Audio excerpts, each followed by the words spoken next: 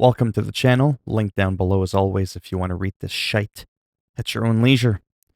So let's get into it. General, added custom games and a server browser available in multiplayer and training menu. Adjusted skill rating requirements for each tier via server-side change last week. See below for full details. Updated skill rating gain/loss ratios to better reflect each player's performance in a match via server-side change last week. Ongoing server-side matchmaking improvements. Fixed an issue where the game could crash if the player didn't skip through the outro screens of a match. Fixed an issue where the game could crash when loading into Foestar Haven. Or an issue where having lighting quality set to low could create intense flashes of light on Foestar Haven. Or an issue where AI in multiplayer could on occasion deal no hull damage to players with their primary weapons. Fixed or improved instances of poor collision detection on Foestar Haven, Gallatin, whatever.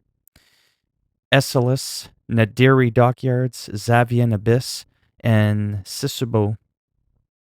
Fixed an issue where the interior of the TIE Interceptor could disappear after respawning. Fixed an issue where the Star Destroyer engine VFX could flicker. Or an issue where PlayStation 5 visuals appear blurry. I wish I knew that feeling. I don't know what it's like to have a PS5. I'm not going to read all this out. To be quite honest with you, you can just look at this at your own, time. Division, tier, operation. I don't even know what all this means, to be honest. Just take a quick look at that. You kind of get the idea of what's going on there. Career fixed an issue where at times players could not see their own stats on the career page. Controls added support for track IR on PC. Improve how the game detects and handles device inputs under the same device name. Fixed an issue where the game would not detect all input devices if multiple were plugged in, or an issue where PC users with more than 5 input devices were unable to adjust device order in some cases. Added a controller added controller rumble for Iron Cannon. Is that Iron Cannon? Assault Shield and Beam Cannon. Fixed an issue where the mini stick input on the Hori Hotus for Xbox One did not work properly. Added the option to toggle game controllers between dynamic default and static throttle. This option can be used to correct the behavior of the throttle on certain input devices, such as the Hori Hotus for PS4. Cosmetic customization. Added new cosmetics that will be rolled out over time through in-game events and operations. Improved lighting for dashboard figures where needed. An issue where the astromesh-shaped hole could appear in the decorative UI elements around the powerful ally X-Wing skin. Fleet battles. Fixed an issue where on occasion no indicator would display after a capital ship was destroyed. It was so badly destroyed that even the indicator just vanished. Okay, let's move on. Reduce the max time waiting in the briefing room from 120 seconds down to 90. Fixed an issue where Titan 1 could have a hologram effect on their legs in the briefing room. Practice. Fixed an issue where there was no UI indicator on some spawned New Republic squadrons. Social. Friends will now display in alphabetical order for easier use. Improved the loading time of the friends list for players with many friends. I don't know what that's like to have many friends. Quality over quantity. Spectator fixed an issue where all the players could appear as the same one in the intro cinematic. Starfighters and components added the B-Wing to the New Republic fleet. Heavy gunship playstyle backline fighter. Low maneuverability relies on boosting drifting to move and turn efficiently. High durability and damage output, explosive capital ship damage, and built-in ion cannons. Relies on support/allies to reach capital ships and survive while dealing damage.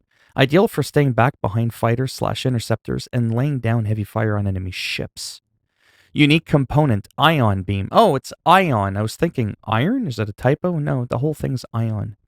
Deals massive ion damage to capital ship shields and subsystems. Unique components, gyro aux control module. Allows the gyroscopic cockpit. Good thing I finished that word there. I almost sneezed. The gyroscopic cock. Anyways.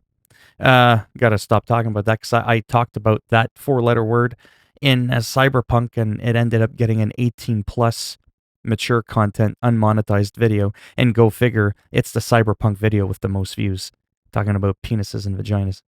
Anyways, so allows the gyroscopic cockpit roll while holding the auxiliary button.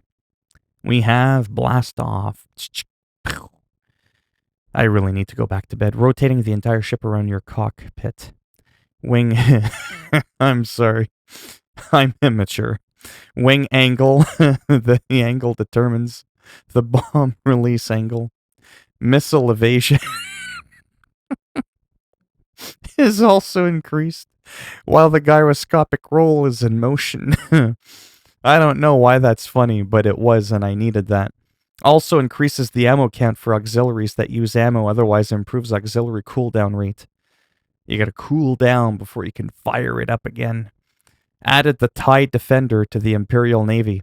Highly adaptable anti-starfighter, specialist front and midline fighter. High survivability with strong shields but very susceptible to ion weaponry. Requires frequent skillful power management and use of boost drift for ideal performance. Poor power management can be detrimental. Unique component, advanced power system. Gives instant significant overcharge to the system with max power. If no system has max power, gives weaker overcharge across all systems. Deployable turrets, both standard and rocket, now display their DPS. Fixed an issue where a rocket could have no effect on impact. We've updated the deployable turret's description to be clearer on how it functions in-game. Fixed an issue where there could be no reloading sound effect. For components, tactical shield and emergency shield are now displayed on the targeting computer.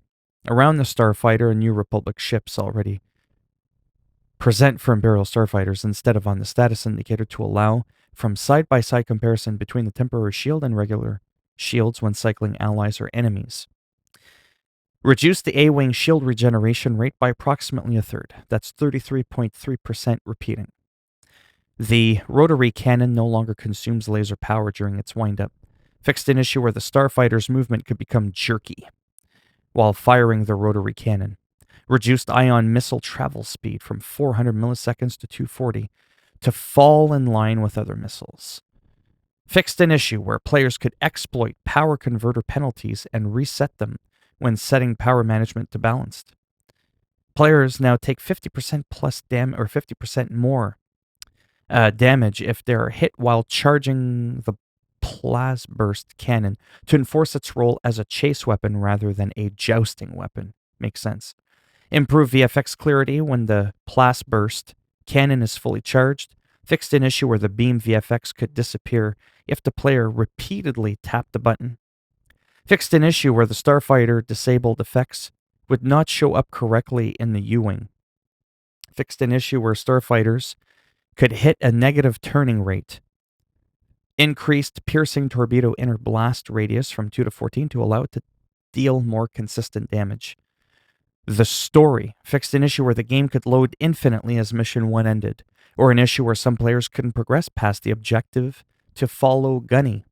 In Mission 1, I almost said Granny because I looked at my camera really quick and I was like, oh, shouldn't be hard to follow Granny. She's pretty slow. Okay, fixed an issue where the drifting tutorial couldn't be completed with arrow keys on PC in Mission 3. UI, individual sub-tiers and the rank ladder now display their SR requirements, or an issue where defeated players' usernames would display very small in the kill cam, or an issue where text would inconsistently display as outlined when it shouldn't. Fixed an issue where the prompt to leave the briefing room could continue into the intro cinematic in-game. Recenter HMD VR input is now appropriately displayed on the PC controls screen. Added a few new loading screen tips related to the new content. VR. Fixed an issue where the ships could pop into view midway through the hangar, enter, exit cinematics while playing in VR. Or an issue where doubled images could occur when tracking points in PSVR while rotating the in-game camera. versus the AI fixed an issue where the player could load into Acellus instead of Foster Haven when playing against the AI. And that is it for these patch notes. If you stuck around for the whole thing and you survived, tap yourself on the shoulder. I can't because my bicep's preventing me. Anyways, wow, I need to go back to bed.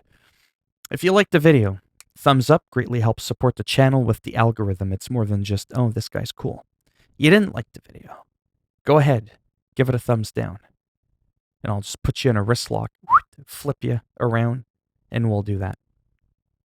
And if you want to subscribe to the channel, I mean, obviously that's always going to be greatly appreciated. But if not, thanks for stopping by anyways. Take care, boys and girls, or whatever it is you identify as. And hopefully I'll see at least maybe some of you in the next video. Bye for now.